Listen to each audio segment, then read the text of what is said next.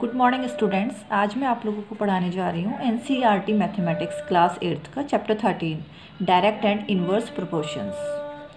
Okay, so यहाँ पे हम लोग देखेंगे proportions can be of two types, can be variations can be direct proportion और else inverse proportions.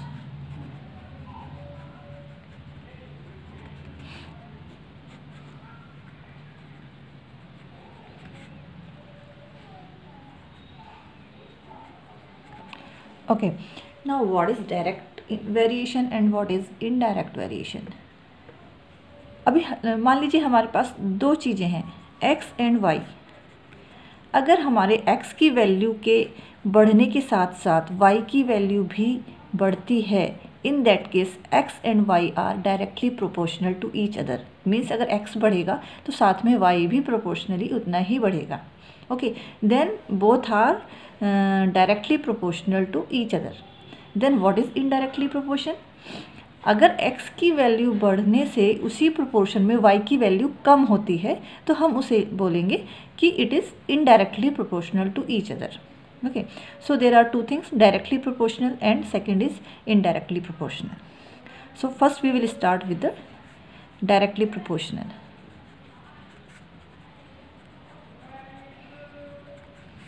Direct variations और direct proportion, both are same things. Okay, let's take an example. Let's say कि एक दुकान पे दो candies हैं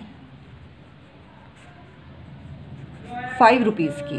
okay, तो अगर आपकी दो कैंडीज़ हैं 5 रुपीज़ की और अगर आप 4 कैंडीज़ लेते हैं तो वो हो जाएंगी 10 रुपीज़ की। मीन्स जैसे जैसे आप क्वांटिटी बढ़ाते जाएंगे वैसे वैसे आपकी कॉस्ट भी इसकी बढ़ती जाएगी। तो these are directly proportional to each other और you can say these are direct variations. Okay, so यहाँ पे दो लोग हैं, रिया एंड आर्यन। दो बच्चे हैं। रिया बोलती है कि मैं 2 कैंडीज़ खरीद सकती हूँ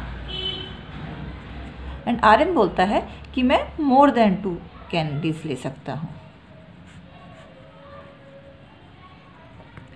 ठीक है, now there are 2 candies 5 rupees की हैं। यहाँ पे हमें समझ में आ गया जैसे जैसे कैंडीज़ की क्वांटिटी बढ़ेगी उसकी कॉस्ट भी बढ़ जाएगी। So these are directly proportional. Now come to the point. Riya is saying that कि वो 2 कैंडीज़ खरीद सकती है। इसका मतलब उसके पास कितने पैसे हैं? अगर रिया 2 कैंडीज खरीद सकती है इट मीन्स उसके पास 5 रुपीज़ हैं। तो Riya has 5 rupees. Now Aryan is saying that कि वो 2 से ज़्यादा कैंडीज़ खरीद सकता है। मीन्स उसके पास 5 रुपये से ज़्यादा हैं इस टाइम पे। ओके, तो लेट्स से आर्यन के पास 20 रुपीज़ हैं। तो अगर आर्यन के पास 20 रुपीज़ हैं तो वो कितनी कैंडीज़ ले पाएगा? देखिए इसे कैसे करेंगे। हम लोग 2 वेरिएबल्स ले लेते हैं, x and y।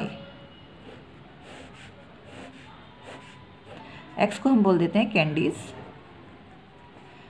And y is price in rupees. Okay, तो यहाँ पे देखा जाए तो 2 कैंडीज हैं 5 रुपीज़ की। Now if Aryan has 20 rupees यहाँ पे आ जाएगा। नाउ हमारा क्वेश्चन है कि वो कितनी कैंडीज़ खरीद पाएगा। We will say this one as x1 as we have to find it out. So here we have to find the value of x1. Okay, so how will we solve it? These are directly proportional to each other. So they are like we can say it 2 upon 5 is equal to x1 upon 20. Okay, so in this case x1 is equal to, ये आपका इधर चले जाएगा ऊपर।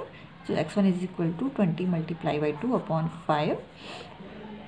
5 4 is 20, 4 2 is 8. So Aryan can buy 8 candies just because he has 20 rupees with him. First question is this. Second question is, okay, now how much more candies Aryan can buy from Riya? Riya has 5 rupees, Aryan has 20 rupees. So Riya can buy 2 candies because she has 5 rupees. Aryan has 20 rupees, so Aryan can buy 8 candies. So what is the difference between the two? Aryan can buy 6 more candies than Riya. Okay, you got the point. grape. So this is called proportional, directly proportional. We can solve different kind of conditions using these kind of directly proportional methods. Let me show you few more examples so that you can understand.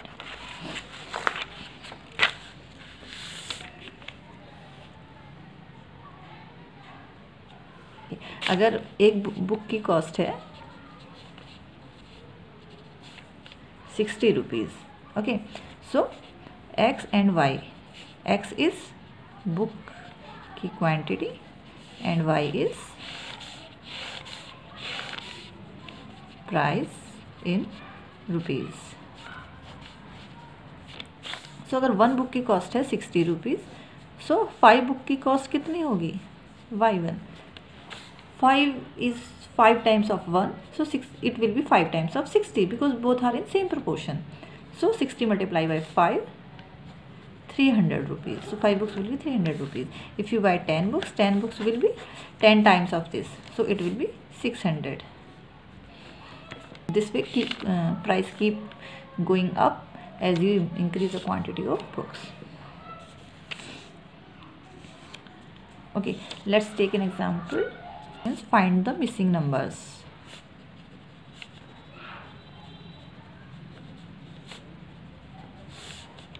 Here is a table.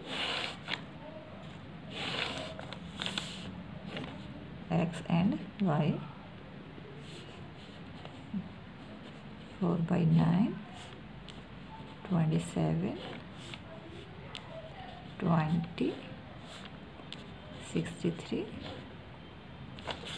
48. Okay, so we have to fill the blanks. These are directly proportional as given in the question. So how will we find out? Come to the first one. These are proportional 4 by 9. So next will also be in the same proportion. Okay, find out how much more is 27 from 9. 9 3s are 27. So it will be 3 times. 4 3s are 12. It will be 12. Okay, now find out how much times is 20 or 4. 4 5s are 20. So 9 5s are 45. This one, how much will be this one? No. 9 7 63. So 728. It will be 7 times. Now 48. 4 1 is 4. 4 2 is 8. So it's 12 times. So it will also be 12 times of 9. 12 9 is 108. So it will be 108. So you can find missing numbers in this type of questions. Okay, find out if this table is in this table x and y are in direct proportion or not.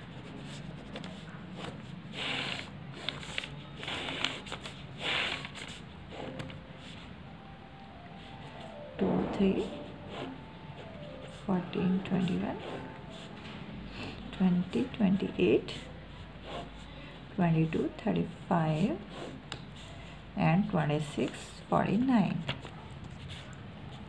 2 7s are 14, 3 7s are 21. These are in direct proportion. 2 10s are 20, 3 10s are 30. So it's not in directly proportional. It's wrong. 2 11s are 22, 11 3s are 33. This is not also in directly proportional. 13 2s are 26, 13 3s are 39. This is also not in directly proportion. A bus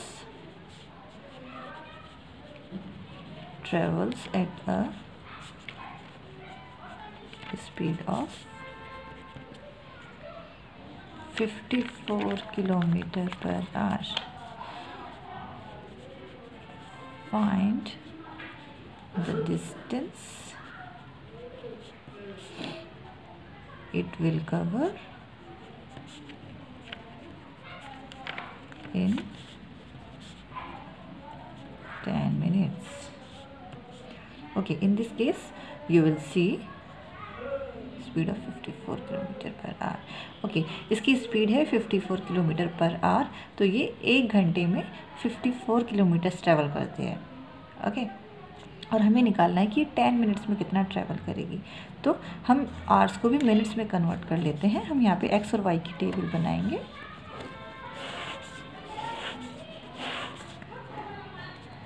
यहाँ पे हम बोल देते हैं distance in kilometre, और यहाँ पे हम बोल देते हैं टाइम इन मिनट्स। तो ये है 54 kilometres in 60 minutes, because it was 1 hour, मैंने इसे मिनट्स में कन्वर्ट कर दिया है, तो ये 60 मिनट्स हो गया। Now we have to find out कि 10 मिनट्स में कितने किलोमीटर चलेगा। तो हमें यहाँ पे x1 की वैल्यू फाइंड आउट करनी है। तो आप ये देखिए कि 54/60 and this will be in, देखिए will be in same proportion. आप इसे इधर ले जाएंगे, इसका आंसर आ जाएगा x1 = 540/60। You will cut it down, 36 18 6 24 56 30 6 6 54, so answer will be 9. So it will cover 9 kilometers in 10 minutes. इस केस में आपको इस तरह के क्वेश्चंस में आपको ध्यान रखना है कि आपकी यूनिट सेम रहेगी। अगर आपको दूसरी यूनिट में आंसर निकालना है तो उसे आपको उस यूनिट में या तो आप पहले कन्वर्ट कर लीजिए या फिर आप उसे बाद में कन्वर्ट कर सकते हैं, बट आपको यूनिट का ध्यान रखना पड़ेगा। अगर आपका मीटर में दिया है क्वेश्चंस में वैल्यूज़, तो आपका जो आंसर आएगा वो भी मीटर में ही आएगा। उसे आपको अगर किलोमीटर में निकालना है या सेंटीमीटर में निकालना है तो उस चीज़ का आपको ध्यान रखना पड़ेगा, नहीं तो आपके क्वेश्चंस में मिस्टेक्स हो जाएंगे। Okay, now we come to inverse variations.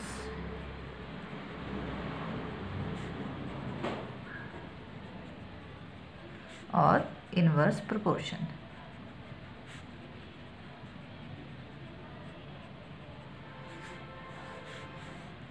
Inverse proportion में क्या होता है कि एक चीज़ की वैल्यू बढ़ने के साथ साथ दूसरी चीज़ की वैल्यू कम होती जाती है। ठीक है, फॉर एग्ज़ाम्पल अगर एक आदमी अकेले ही एक काम को एक दिन में ख़त्म करता है और दो लोग अगर मिलकर उसी काम को करेंगे तो वो आधे दिन में ख़त्म कर लेंगे। मीन्स जैसे जैसे नंबर ऑफ़ पीपल बढ़ेंगे उसी प्रोपोर्शन में टाइम कम लगेगा, तो नंबर ऑफ़ पीपल बढ़ेंगे तो टाइम उतना ही घट जाएगा। So these will be inversely proportional to each other. Means एक की वैल्यू बढ़ने से दूसरे की वैल्यू कम होती चली जाती है। फॉर एग्जाम्पल हम एक टेबल लेते हैं, x एंड y, अगर इसकी वैल्यू 16 है और यहाँ पे y की वैल्यू 4 है, तो इस केस में अगर ये दोनों इन्वर्सली प्रोपोर्शनल है तो 16 की वैल्यू के बढ़ने पर 4 की वैल्यू घटेगी, या 16 की वैल्यू घटने पर x की वैल्यू घटने पर y की वैल्यू बढ़ेगी। अभी इसे हम कैसे करेंगे, because these are inversely proportional. इस केस में हम क्या करेंगे, यहाँ पर क्या होता है कि x और y का जो मल्टीप्लिकेशन होता है वो एक कांस्टेंट होता है जो सारे केसेस में सेम रहता है। तो यहाँ पे लेट्स से हम टेबल भर लेते हैं पहले। तो बिकॉज x एंड y का जो मल्टीप्लिकेशन है वो हमेशा कांस्टेंट रहेगा। यहाँ पे हमें 16 एंड 4 पता है तो हम उस k की वैल्यू निकाल सकते हैं। k is 16 × 4 and that is 16 चौका 64।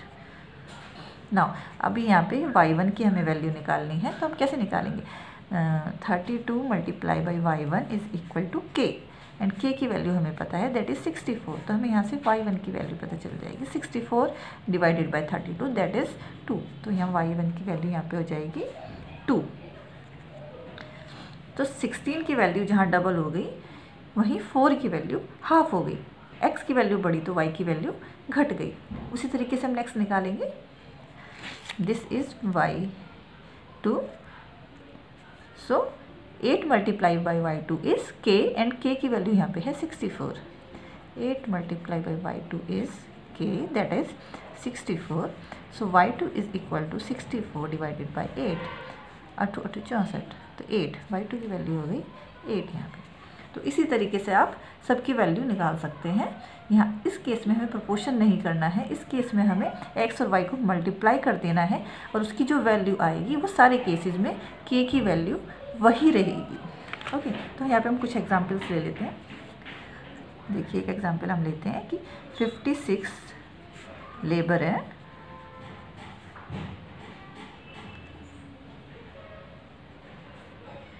ये 42 डेज़ में कुछ काम को कंप्लीट करते हैं। तो कितने लेबर मिलके उस सेम काम को 14 डेज में कंप्लीट करेंगे। ओके, तो इसे हम कैसे करेंगे, हम एक्स और वाई का टेबल बना लेंगे, बिकॉज लोगों के बढ़ने से नंबर ऑफ डेज कम लगेंगे। सो ये वाले क्वेश्चन में ये इन्वर्सली प्रोपोर्शनल है, तो इस केस में हम इसे इन्वर्सली प्रोपोर्शनल के मेथड से करेंगे। यहाँ पे अगर x is number of labourers and y is number of days, तो अगर ये 56 था तो ये 42 डेज़ में कंप्लीट हुआ था। तो अभी कितने लेबर होंगे कि ये 14 डेज़ में कंप्लीट हो जाए। Let's say this is x1, तो यहाँ पे हमारी k की वैल्यू हो जाएगी 56 मल्टीप्लाई बाई 42, एंड इन दोनों का मल्टीप्लिकेशन भी सेम रहेगा, x1 मल्टीप्लाई बाई 14। तो इस केस में x1 की वैल्यू आपकी हो जाएगी 56 मल्टीप्लाई बाई 42 डिवाइडेड बाई 14 3 ज़्यादा।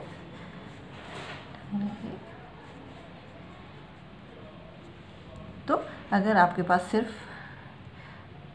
तो आपको कितने लेबर चाहिए कि 14 डेज़ में काम कंप्लीट हो जाए, तो आपको 168 लेबर्स चाहिए यहाँ पे। ओके, अभी आप इसके कुछ और एग्जांपल्स देख सकते हैं। अभी देखिए,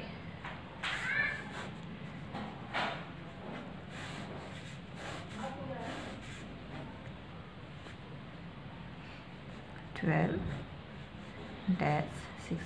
6 0.25 एंड 8। तो आपको ये मिसिंग नंबर्स निकालने हैं। अभी आपको इस केस में यहाँ दोनों नंबर्स पता है, तो आप k की वैल्यू निकाल सकते हैं। 16 मल्टीप्लाई 6 इज़ k। तो यहाँ पे इसका मल्टीप्लिकेशन करेंगे, ये भी सेम आएगा, it is 12 multiply by y1। So y1 will be 16 multiply by 6 divided by 12। तो यहाँ पे आप करेंगे 3 6 3 4 12 4 4 16 4 2 6 8। तो यहाँ पे आपकी वैल्यू आ गई 8। इसी तरीके से आप ये वाला और ये वाला फिल इन द ब्लैंक्स भी अपने आप निकाल सकते हैं। ओके, एक और एग्जांपल देख लेते हैं इसका। अभी एक देखते हैं, ट्रेन का एग्जांपल देख लेते हैं। एक ट्रेन है, वो 10 आवर्स लेती है अगर वो कितनी स्पीड से चले, 65 किलोमीटर पर आवर। ओके, तो वो बोल रहे हैं कि अगर 13 घंटे में उसे डेस्टिनेशन तक पहुंचना है तो उसे कितनी स्पीड से चलना पड़ेगा। ओके, अगर स्पीड बढ़ेगी तो टाइम कम लगेगा। So these are inversely proportional to each other. Okay, तो इस केस में क्या होगा, आपका जो टेबल बनेगा x एंड y 10 आवर में 65 किलोमीटर, सो 13 आवर्स में किस स्पीड से चलेगा, 65 किलोमीटर पर आवर की स्पीड यहाँ थी। तो यहाँ पे आप कैसे करेंगे, 10 multiply by 65 is equal to 13 multiply by y1। So y1 is equal to 10 multiply by 65 upon 13, 13 पंजी 65 इज इक्वल टू 50। सो इसे 50 किलोमीटर पर आवर की स्पीड पे चलना पड़ेगा ताकि ये 13 आवर्स में डेस्टिनेशन तक पहुँचे। तो इस तरीके से आप और भी inversely proportional and directly proportional की प्रॉब्लम्स को सॉल्व कर सकते हैं। अगर आपको इसमें और भी कोई डाउट है या आप मेरे से कोई और क्वेश्चंस पूछना चाहते हैं डायरेक्ट एंड इन्वर्सली प्रोपोर्शनल के चैप्टर में, तो आप मेरे वीडियो के नीचे कमेंट कर सकते हैं और मैं आप लोगों की प्रॉब्लम्स का समाधान देने की ज़रूर कोशिश करूँगी। Thank you so much. मेरे चैनल को सब्सक्राइब करना और लाइक करना ना भूलें। Thank you.